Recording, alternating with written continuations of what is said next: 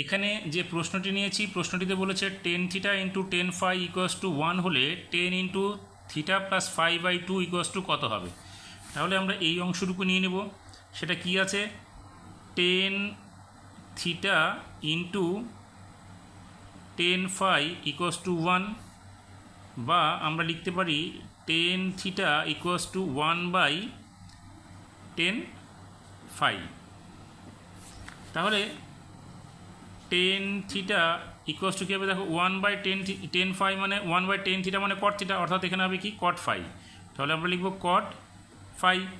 এবার এই কট ফাইটাকে আমরা এইভাবে চেঞ্জ করতে পারি, সেটা হচ্ছে টেন থিটা ইকুয়াস টু, দেখো 10-90 ডিগ্রি থিটা মানে হচ্ছে কট থিটা, তারপরে এখানে আমরা লিখতে পারি 10-90 ডিগ্রি মাইনাস ফাই, থিটাটাকে আমরা ফাই ধরছি।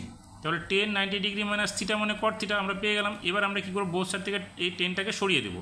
তাহলে কী হবে, থিটা ইকুয়াস টু কী হবে, 90 ডিগ্রি মাইনাস ফাই। এই মাইনাস ফাইভটা এবার আমরা কি ফাইটাকে কী করবো, বাঁ দিকে নিয়ে আসবো। তাহলে এখানে কী হবে, theta plus phi equals to 90 degree.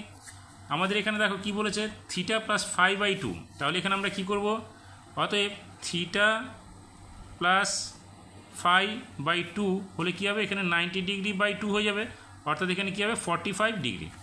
তাহলে আমাদের এখন কি বের করতে বলেছে, আমাদের বলেছে 10 into theta plus 5/2 equals two, দেখো 10, আমরা থিটা প্লাস 5/2 এর মান কত বের করছি, 90 ডিগ্রি।